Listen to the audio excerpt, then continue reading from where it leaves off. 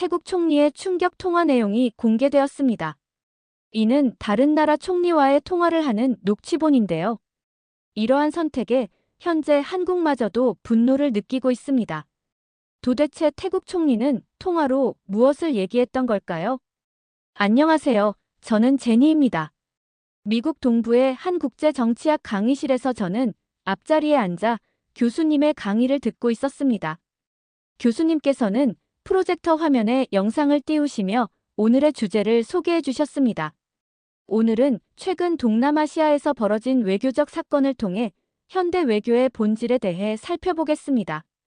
화면에 나타난 영상 제목이 눈에 들어왔습니다. 태국 뉴스 훈센, 태국 총리와 통화 녹음 파일 유출. 영상 속 기자의 목소리가 강의실을 가득 채웠습니다. 최근 훈센 캄보디아 총리는 태국 총리 패통탄 친나왁과의 통화 녹음 파일을 유출했습니다.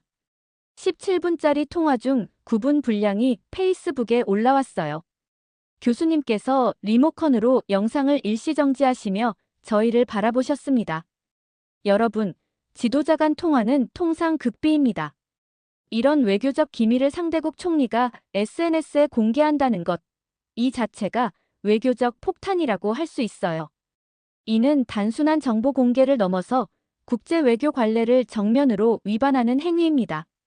교수님, 그런데 왜 그런 민감한 통화를 녹음했을까요? 좋은 질문이네요, 제니. 바로 그 답이 여기 나옵니다.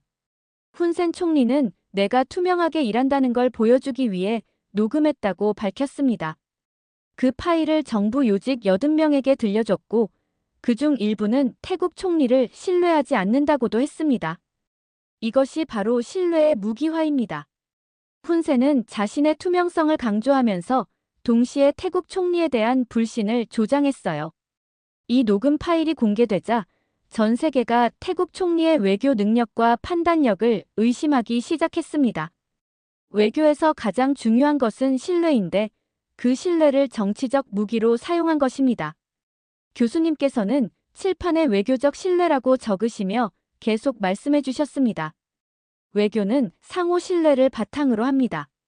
하지만 이 사건에서 저희는 그 신뢰가 어떻게 정치적 도구로 악용될 수 있는지를 목격하게 됩니다. 영상이 다시 재생되면서 기자의 목소리가 국경 문제로 넘어갔습니다. 캄보디아는 태국 이군 사령부가 국경을 단축 통제하고 카지노 출입을 막은 조치에 강하게 반발했습니다. 그날 밤 양국 군부는 협상을 벌였고 캄보디아군은 청복 지역에서 후퇴했습니다. 훈센 총리는 그 후퇴의 조건이 국경 원상 복귀였는데 태국이 약속을 어겼다고 주장했습니다. 교수님께서 새로운 슬라이드를 띄워주셨습니다. 제목은 국경에 목숨 건 총리였습니다. 자, 여기서 이 사태의 본질을 파악해봅시다. 태국 총리는 내 땅을 지킨다며 강경하게 나섰습니다. 국내적으로는 마치 애국자처럼 보이겠죠. 하지만 저희는 이런 행동의 진정한 동기가 무엇인지 의문을 가져야 합니다. 이것이 정말 국익을 위한 진정한 애국주의일까요? 아니면 국내 정치적 지지를 얻기 위한 포퓰리즘적 행동일까요? 외교에서 가장 위험한 것 중 하나가 바로 국내 정치적 목적을 위해 외교 정책을 이용하는 것입니다. 강의실에 잠시 정적이 흘렀습니다.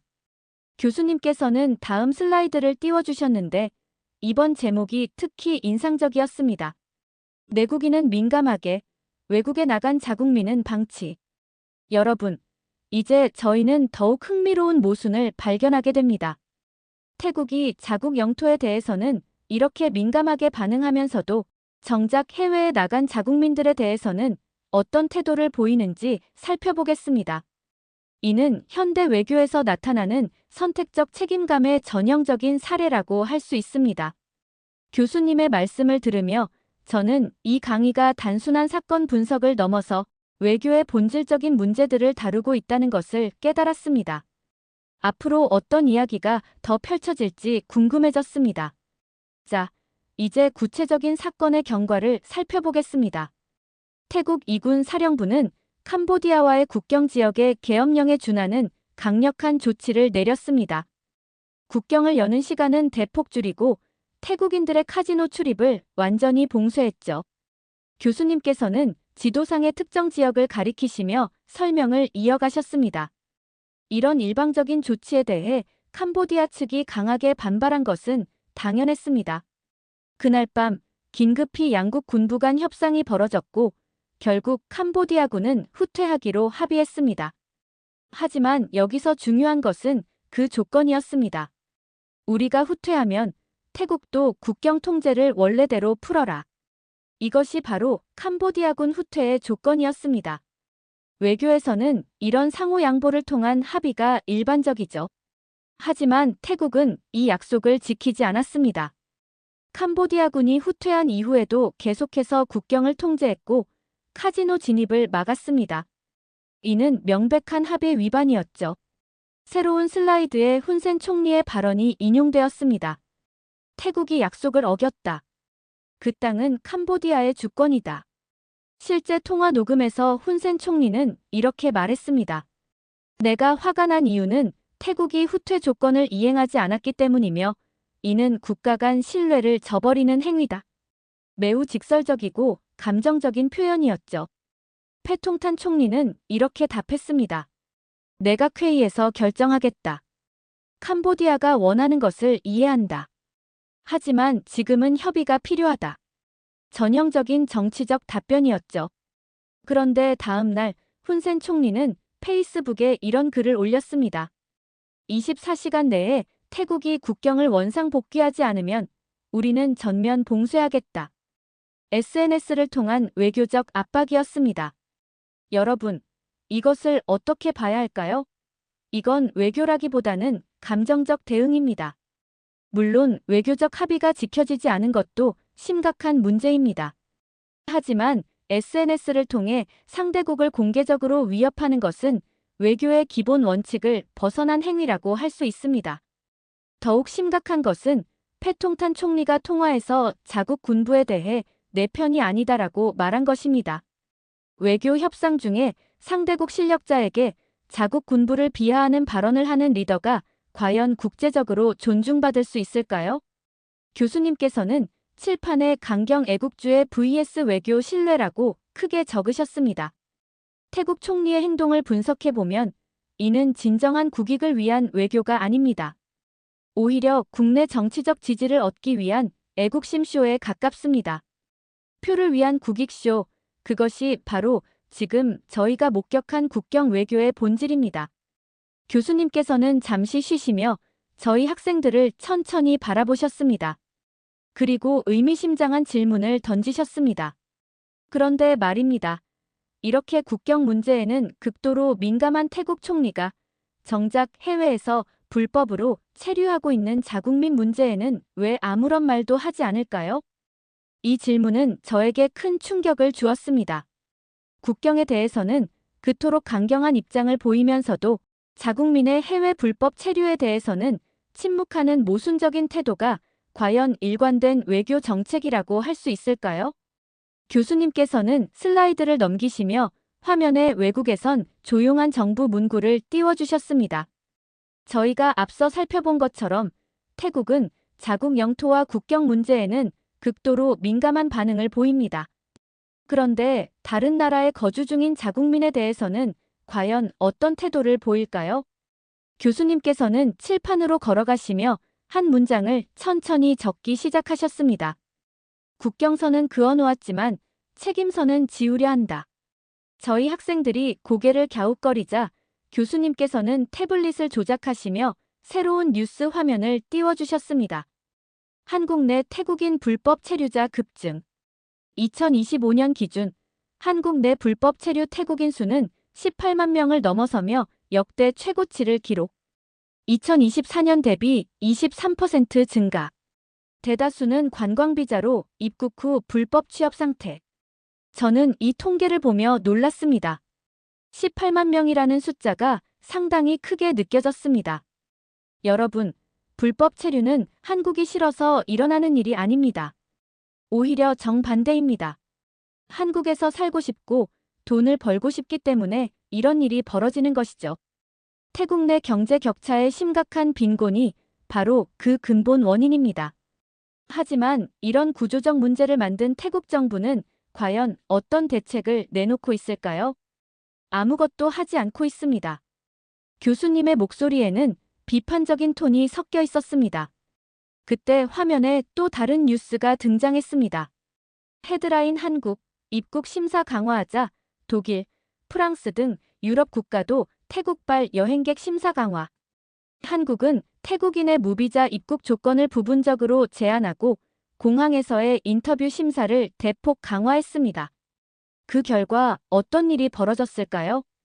독일, 프랑스, 체코, 스위스 등 유럽 주요 국가들도 즉각적으로 한국의 조치에 동참했습니다. 이들 국가가 모두 같은 결정을 내린 이유는 무엇일까요? 바로 태국 정부가 자국민의 출국 후 상황을 전혀 책임지지 않기 때문입니다. 이때 저는 손을 들고 질문했습니다. 교수님, 그러면 태국은 자기 나라 국경에는 그렇게 예민하게 반응하면서 자국민이 외국 국경에서 무슨 일을 하든 모른 척하는 건가요? 정확히 그렇습니다. 자기들 땅에 대해서는 내 땅이야 라며 외국 군대까지 몰아내면서도 자국민이 외국 땅에서 법을 어기고 불법으로 체류해도 그것은 모른 척하는 완전한 위선이죠. 교수님께서는 새로운 개념을 소개해 주셨습니다. 이런 현상을 저희는 선택적 외교 책임이라고 부릅니다. 자신에게 유리한 부분만 강조하고 책임져야 할 부분은 회피하는 것이죠. 국경에는 민감, 사람에게는 둔감한 정부. 여러분, 이것은 단순한 외교 문제가 아닙니다. 외교의 진정한 본질은 바로 책임감입니다. 만약 자국 영토를 진정으로 지키고 싶다면 먼저 자국민이 외국에서 법을 어기지 않도록 책임감 있는 출국 관리부터 시작해야 합니다. 패통탄 총리는 SNS에 우리는 정의롭다고 당당하게 말하지만 정작 한국에서는 매달 수천 명의 태국인 불법 체류자들이 체포되고 있습니다. 이것이 과연 정의로운 국가의 모습일까요? 저는 교수님의 분석을 들으며 외교에서 일관성과 책임감이 얼마나 중요한지를 깨달았습니다. 국경 수호에 대한 강경한 입장과 자국민의 해외 불법 행위에 대한 방관적 태도 사이의 모순이 얼마나 심각한 외교적 문제를 야기하는지 이해할 수 있었습니다. 결국 진정한 외교는 권리만 주장하는 것이 아니라 그에 상응하는 의무와 책임도 함께 져야 한다는 것을 이 사례가 명확히 보여주고 있습니다. 자, 이번에는 태국 총리 패통탄이 왜 한국과의 협력을 끊고 중국과 손을 잡았는지 살펴보겠습니다. 화면에는 새로운 슬라이드 제목이 떠올랐습니다. 실속 없는 동맹, 보여주기만 가득한 외교. 교수님께서는 칠판으로 걸어가시며 한 태기술 협력 주요 사례라고 적기 시작하셨습니다. 먼저 한국과 태국이 어떤 협력을 해왔는지 살펴보겠습니다. 첫째, 한국 기상청과 태국 농림부가 AI 기후 예측 모델을 공동 개발했습니다. 둘째, 한국 스마트팜 기업들이 이산 지역에 자동화 농장 시범단지를 조성했죠. 셋째, 한국 통신사들이 5G 공동망 구축 테스트베드를 운영했습니다. 이런 프로젝트들이 불과 2년 전까지 태국과 한국이 함께 진행하던 협력 사업들입니다. 그런데 2024년 패통탄 총리는 갑작스럽게 동북부 빈곤 해결은 중국식 모델이 더 적합하다며 한국과의 모든 협력 사업들을 일방적으로 중단시켰습니다. 그리고 그 자리를 중국이 재빠르게 메웠습니다. 겉보기에는 상당히 화려해 보이죠. 화면이 바뀌면서 태국 총리가 악수하며 사진을 찍는 장면과 중국 고위 외교관과 함께 디지털 미래 공동선언을 낭독하는 영상이 등장했습니다. 영상 속에서 패통탄 총리가 말했습니다. 중국과 손잡고 디지털 미래를 열겠습니다.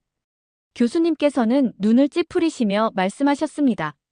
실제로는 한국 기업들이 정성스럽게 개발하던 스마트팜 시설들이 모두 중단되었고 그 자리에 들어온 중국 업체가 납품한 자동화 시스템은 겨우 4개월 만에 완전히 고장이 났습니다.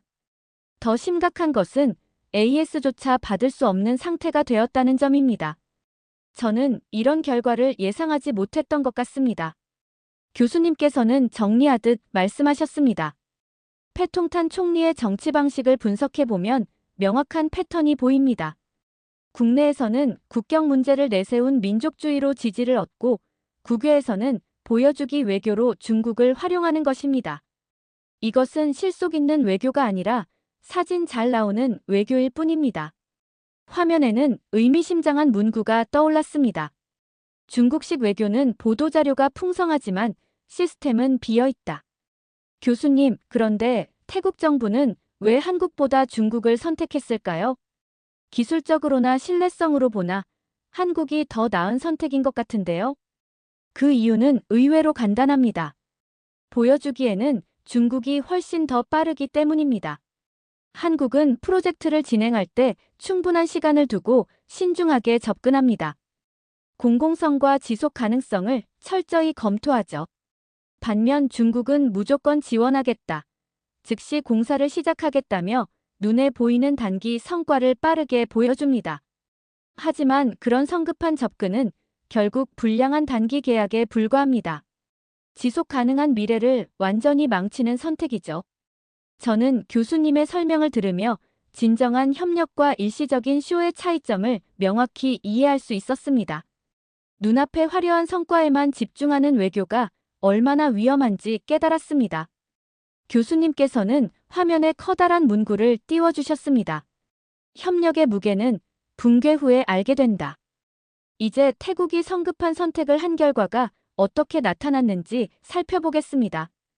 태국 이산 지역에 도입된 중국산 자동화 농업 시스템이 설치된 지 겨우 4개월 만에 완전히 고장이 났습니다. 통제 시스템 오류, 센서 오류, 날씨 예측 시스템 완전 실패 등 모든 부분에서 문제가 발생했습니다. 그런데 더 심각한 것은 장비 제조사의 반응이었습니다. 제조사는 보증 기간이 이미 끝났다며 수리 요청을 완전히 거절했습니다. 그 결과 태국 농부들은 수천만 바트의 막대한 피해를 입게 되었죠. 화면에는 현지 뉴스 제목이 나타났습니다. 스마트팜 망가져 벼농사 실패, 이산 주민, 파산 위기 직면. 만약 한국 기업과 함께 진행했던 농업 프로젝트였다면 지금쯤 전화 한 통이면 기술자가 현장으로 내려가서 문제를 해결했을 것입니다. 이것이 바로 진정한 파트너십과 일회성 거래의 차이입니다. 국경 문제도 더욱 복잡해졌습니다. 태국이 중국과 손잡고 국경 자유무역 특구를 추진하던 중 훈센 총리는 태국이 국경 약속을 어겼다고 다시 한번 강력히 비난했습니다.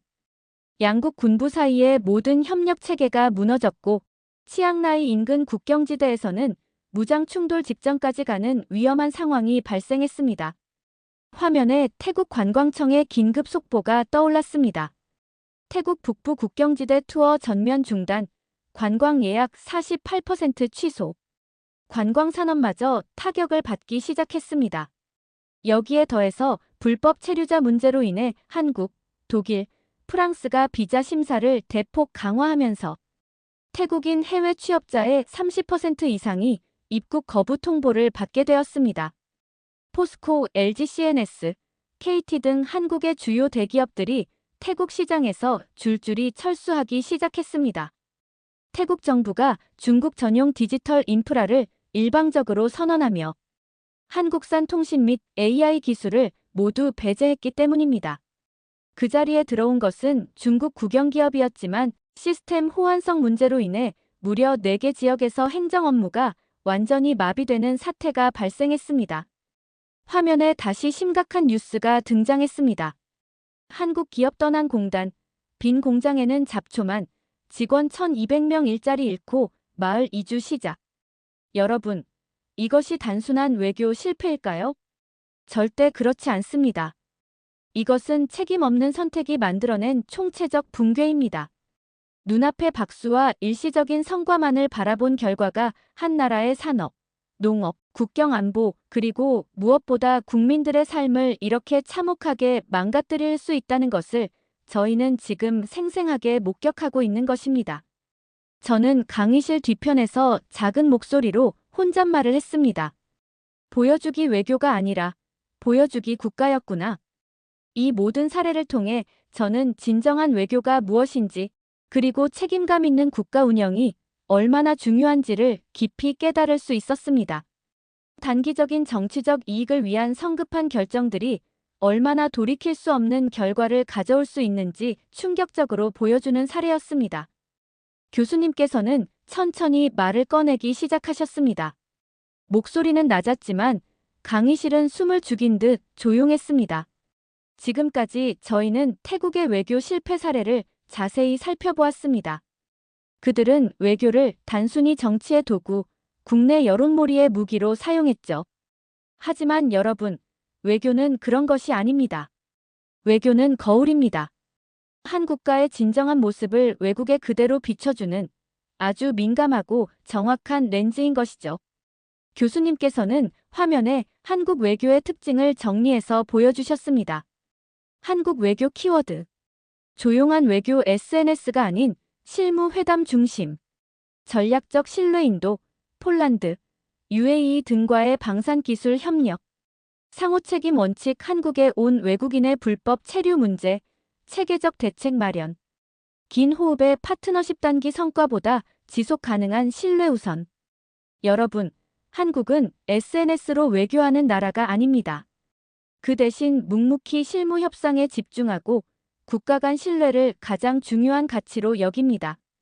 교수님께서는 구체적인 사례를 들어 설명해 주셨습니다. 2024년부터 한국은 태국 불법 체류자 문제에 대응하면서도 강력하지만 정중한 입국 심사 정책을 펼쳤습니다. 그리고 유럽 국가들도 한국의 뒤를 따랐죠. 왜 그럴까요? 교수님께서는 확신에 찬 목소리로 답하셨습니다. 한국은 항상 먼저 책임지고 행동하는 나라이기 때문입니다. 교수님께서는 슬라이드를 나란히 2개 띄워주셨습니다. 왼쪽에는 태국 총리의 페이스북 게시글 캡처가, 오른쪽에는 한국 외교부의 정중한 공식 입장문이 보였습니다. 여러분, 이 두 화면을 비교해 보세요. 왼쪽은 감정입니다. 오른쪽은 신뢰입니다. 한쪽은 자신을 드러내기 위한 외교이고 다른 한쪽은 자국민을 진정으로 보호하기 위한 외교입니다. 여러분이 만약 외교관이 된다면 과연 어떤 외교를 선택하시겠습니까?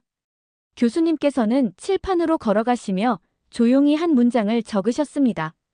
국경은 땅을 지키지만 외교는 사람을 지킨다. 외교는 상대방을 존중하는 데서 시작됩니다. 단기적인 박수나 감정적인 우월감은 결국 모든 것을 무너뜨리게 됩니다. 교수님의 목소리가 더욱 진지해졌습니다. 저희가 오늘 이 강의에서 배운 것은 단순한 국제정치 사건이 아닙니다. 책임감 없는 외교가 어떤 참혹한 재앙을 불러일으킬 수 있는지에 대한 생생하고 현실적인 기록입니다. 강의가 끝난 후 저는 조용히 교수님께 다가갔습니다. 교수님, 저는 지금까지 한국이라는 나라를 그냥 K-팝이나 화장품, 드라마로 유명한 나라 정도로만 생각했었습니다. 하지만 오늘 강의를 듣고 나니까 왜 한국이 신뢰의 나라라고 불리는지 비로소 이해할 수 있을 것 같습니다. 교수님께서는 부드럽게 미소를 지으시며 저에게 말씀해 주셨습니다. 제니, 진짜로 강한 나라는 자기 목소리를 크게 자랑하는 나라가 아닙니다. 오히려 다른 나라들을 위해 조용히 책임을 지는 나라가 진정으로 강한 나라인 것입니다.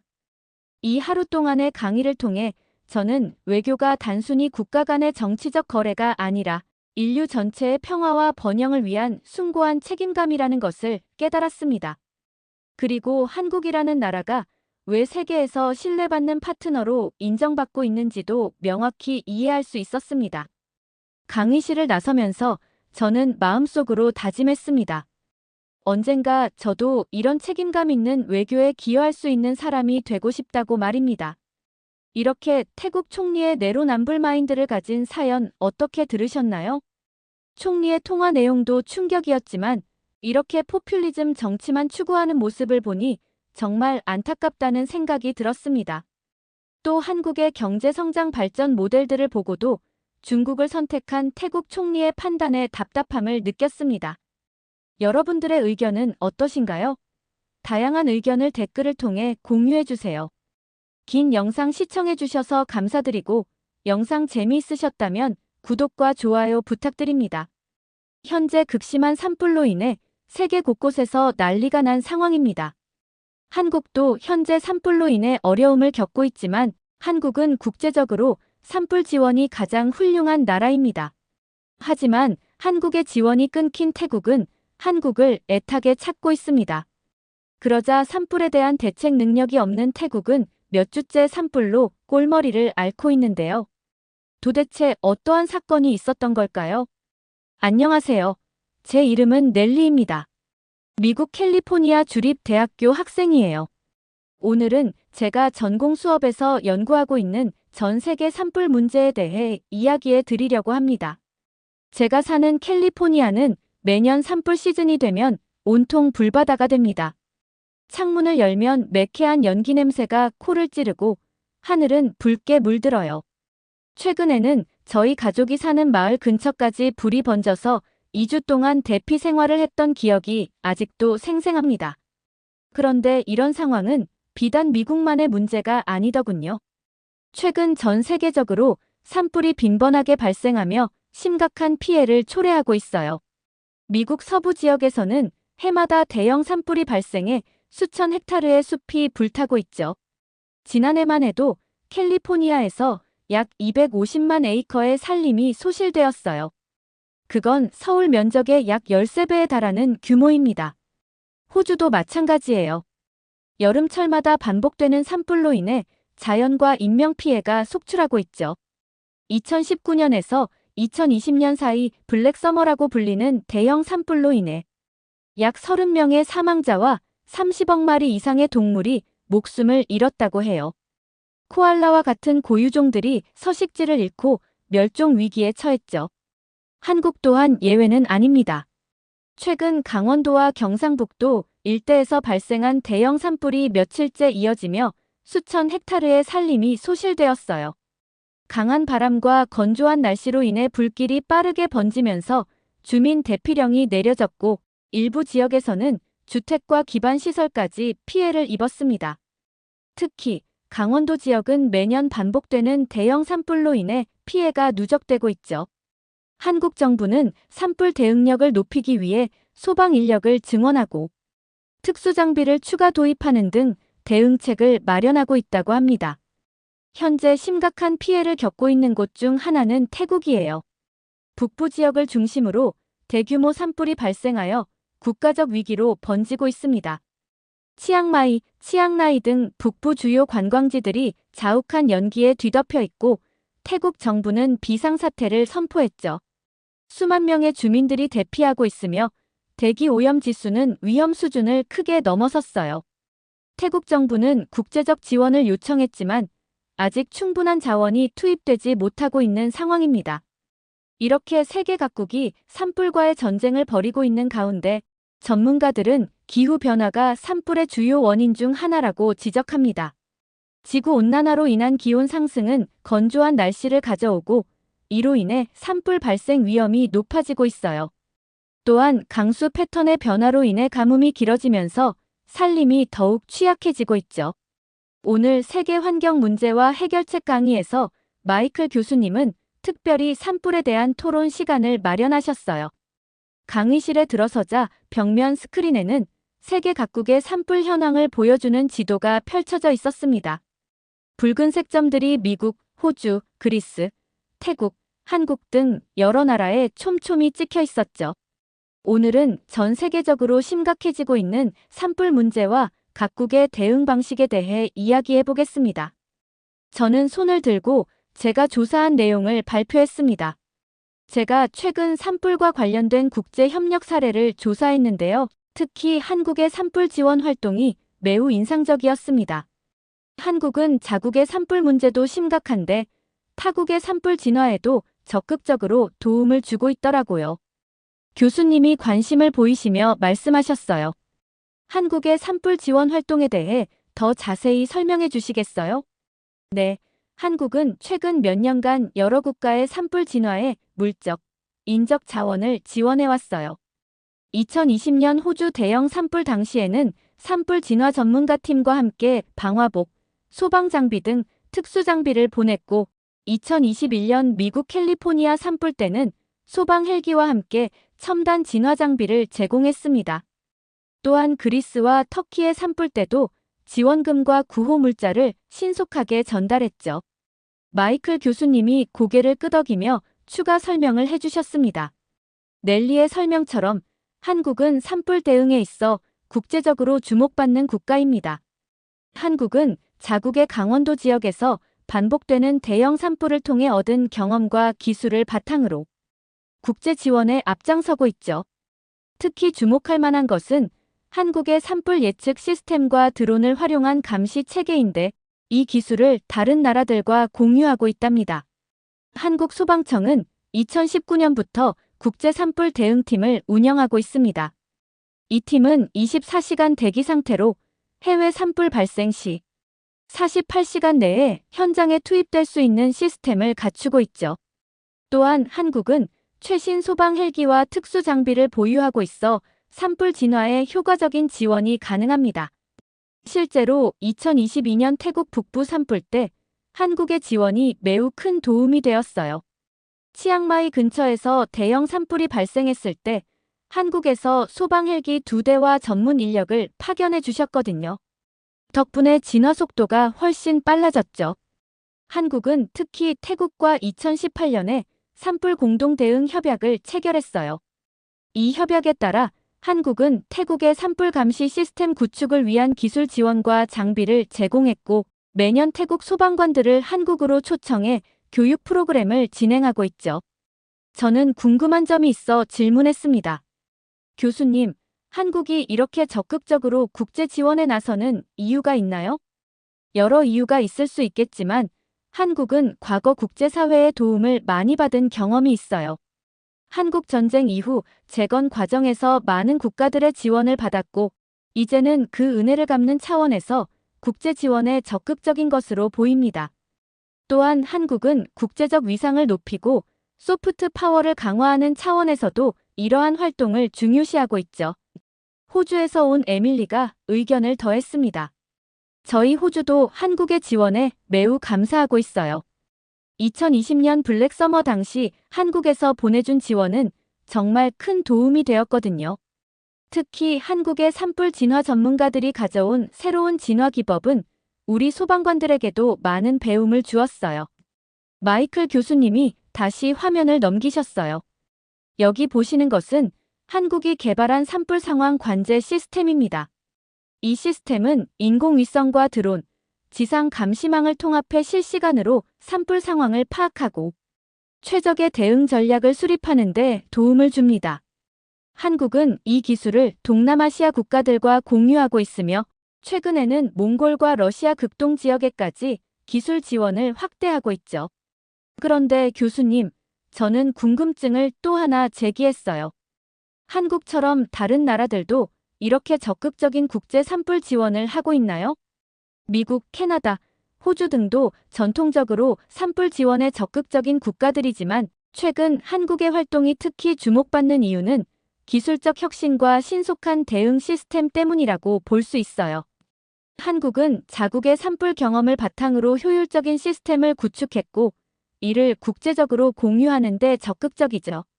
마이클 교수님은 잠시 화면을 바꾸시더니 심각한 표정으로 말씀을 이어가셨어요. 그런데 오늘 특별히 현재 진행 중인 심각한 산불 사태에 대해 이야기해 보려고 합니다. 바로 태국의 상황인데요. 교수님이 화면을 전환하자 태국 북부 지역의 위성 사진이 나타났어요. 넓은 지역이 두꺼운 연기로 뒤덮여 있었습니다. 여러분, 지금 태국에서는 끔찍한 산불이 진행 중입니다. 최근 태국 북부 치앙마이주에서는 2주 이상 산불이 지속되며 피해가 급속히 확산되고 있어요. 교수님은 다음 슬라이드로 넘기셨어요.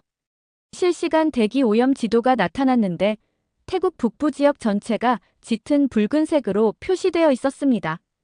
특히 치앙다오와 옴코이 지역에서는 수천 가구가 이미 피해를 입었고 대기 오염은 방콕을 포함한 태국 전역으로 퍼지고 있어요. 현재 태국 77개 주 중 57개 주에서 초미세먼지 농도가 위험 수준을 초과하면서 국민들의 건강에도 큰 영향을 미치고 있습니다. 저는 깜짝 놀라서 손을 들고 질문했어요. 교수님, 그렇게 심각한데 진화 작업은 어떻게 진행되고 있나요? 교수님은 고개를 저으셨어요. 안타깝게도 상황이 빠르게 악화되고 있습니다. 치앙마이 시내의 공기질 지수 AQI는 무려 500을 넘어서고 있어요. 건강에 해롭다고 판단되는 기준이 100인 것을 고려하면 이는 극도로 위험한 수준입니다. 화면에는 마스크를 쓴 태국 주민들의 모습과 자욱한 연기에 가려 희미하게 보이는 건물들의 사진이 보였어요. 태국 정부의 공식 발표에 따르면 이번 산불은 극심한 건조함과 강한 바람이 겹치며 예년보다 훨씬 빠르게 번지고 있습니다. 기후 변화로 인한 기온 상승과 강수량 감소가 주요 원인으로 지목되고 있죠. 다른 학생이 손을 들고 물었어요. 태국은 평소에도 산불이 자주 발생하는 국가인가요? 교수님이 대답하셨어요. 네.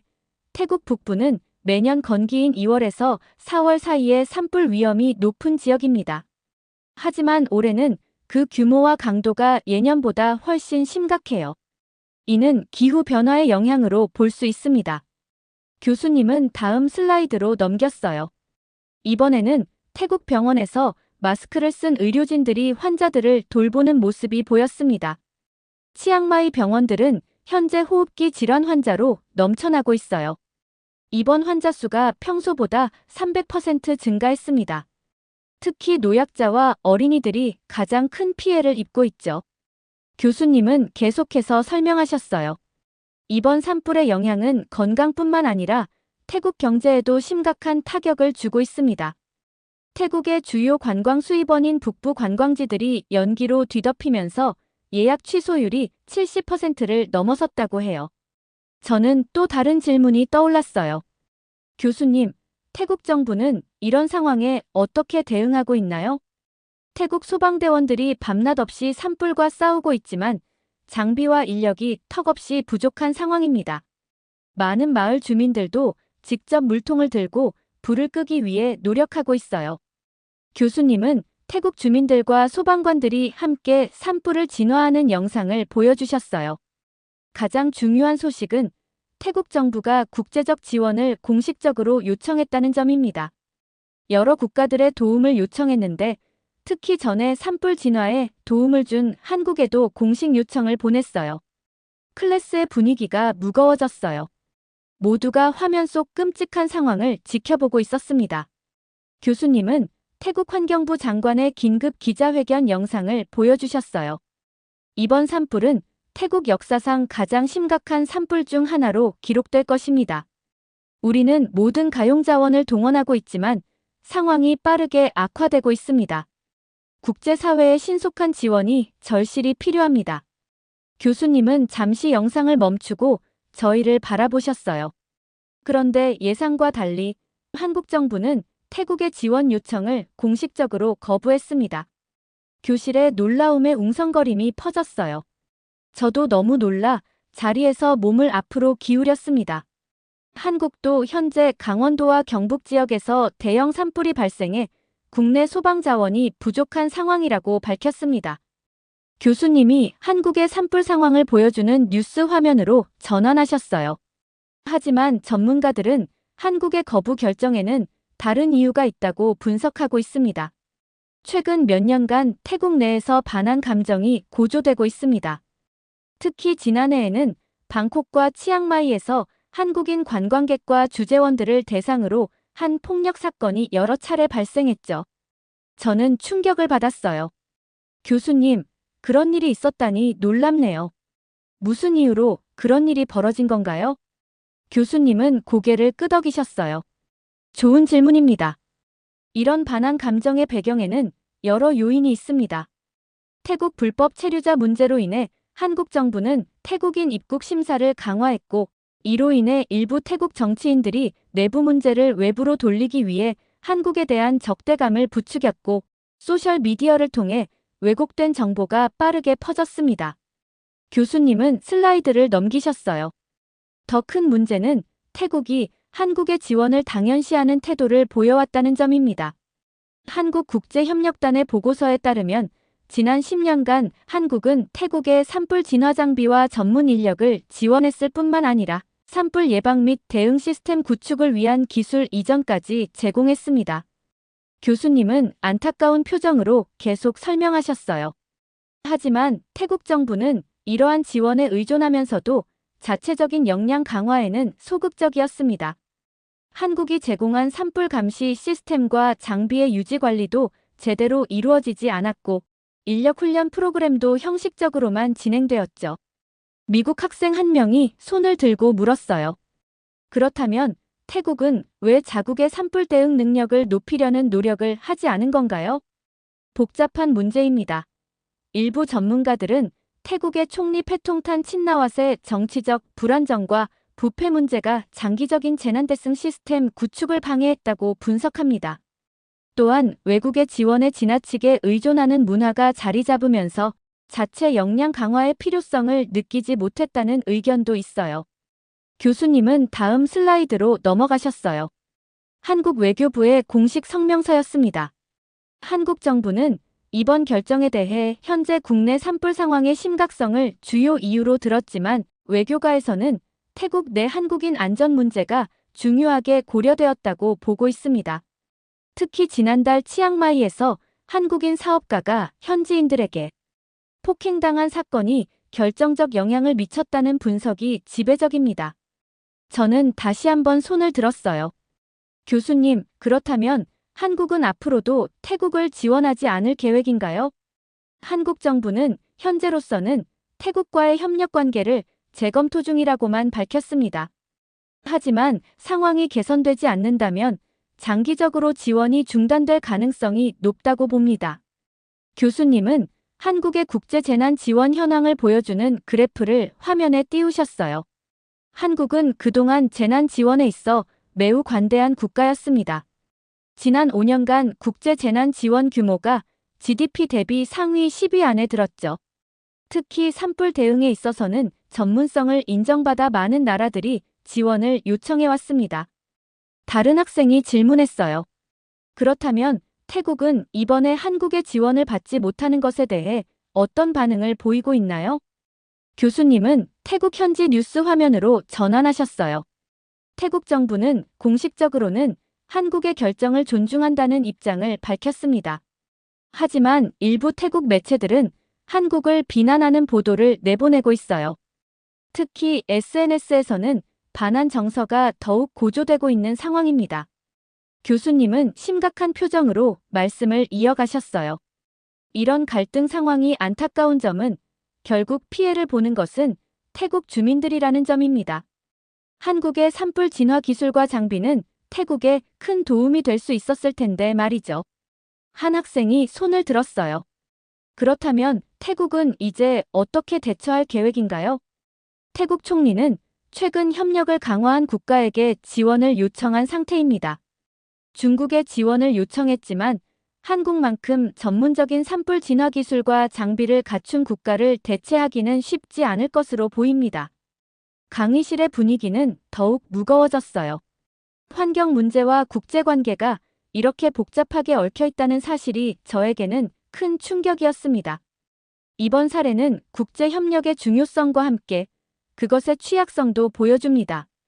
환경 문제는 국경을 넘어서는 글로벌 이슈이지만 결국 국가 간 관계와 정치적 상황에 크게 영향을 받을 수밖에 없죠. 모든 국가는 국제 지원에만 의존하지 말고 자체적인 재난 대응 능력을 키우는 것이 중요하다는 교훈을 주고 있습니다. 교수님은 화면을 전환하시더니 계속 이야기를 이어나가셨어요. 태국의 현재 상황을 살펴보겠습니다. 한국의 지원이 중단된 이후 태국은 중국과 협력 관계를 맺었지만 상황은 더욱 악화되고 있습니다. 화면에는 태국 북부의 최신 위성 사진이 나타났어요. 산불은 이전보다 훨씬 넓은 지역으로 확산되어 있었고 연기는 더 짙어 보였습니다. 태국은 한국이 과거에 제공했던 첨단 소방 헬기와 특수 진화 장비의 지원이 중단되자 산간 지역의 산불 진화가 거의 이루어지지 않고 있어요. 교수님은 차트를 보여주셨어요. 태국 전역의 대기 오염 지수가 위험 수준을 훨씬 넘어서고 있었습니다.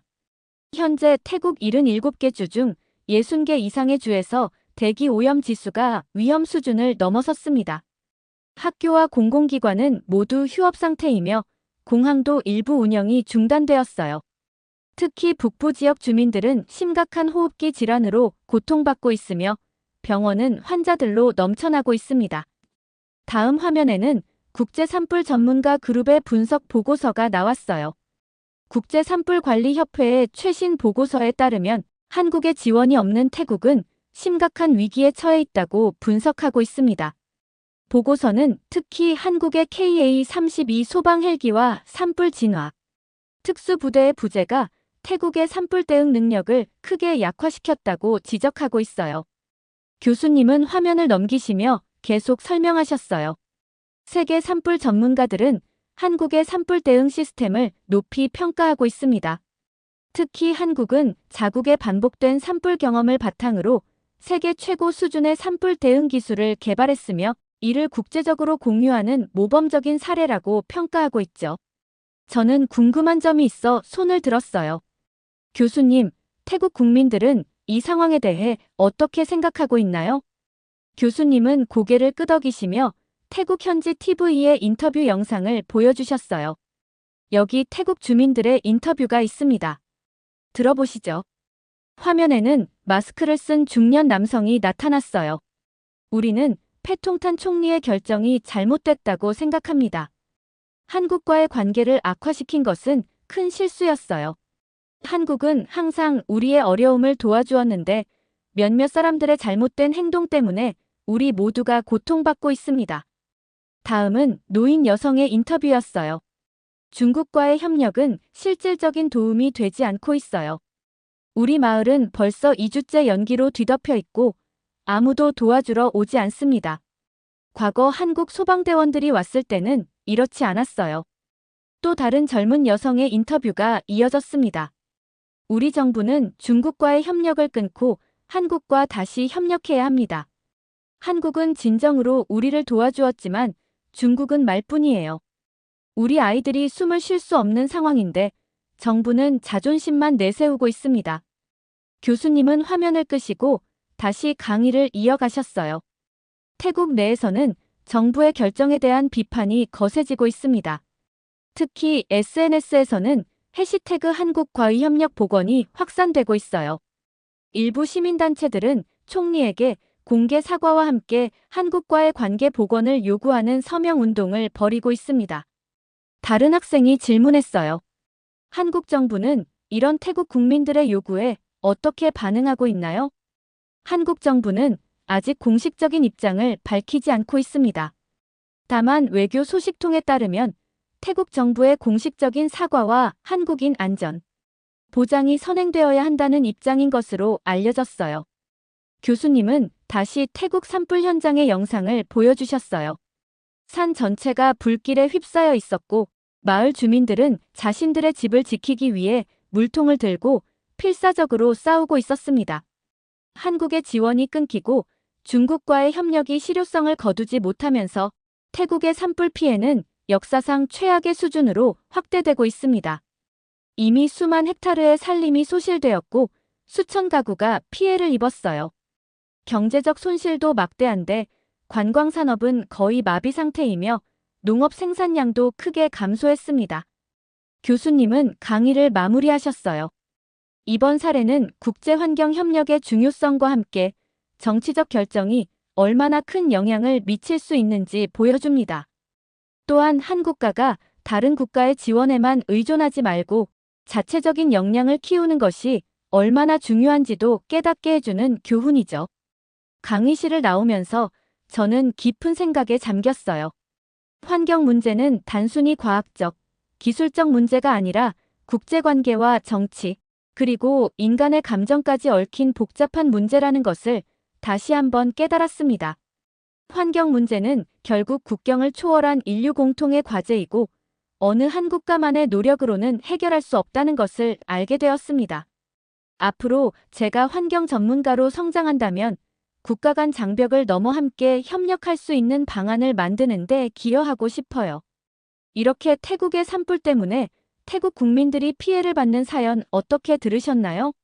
한국이 세계적으로 산불 진화 능력이 대단하다는 사실에 뿌듯함을 느끼게 됐고 한국의 지원이 끊기게 된 태국을 보니 마음이 아팠습니다.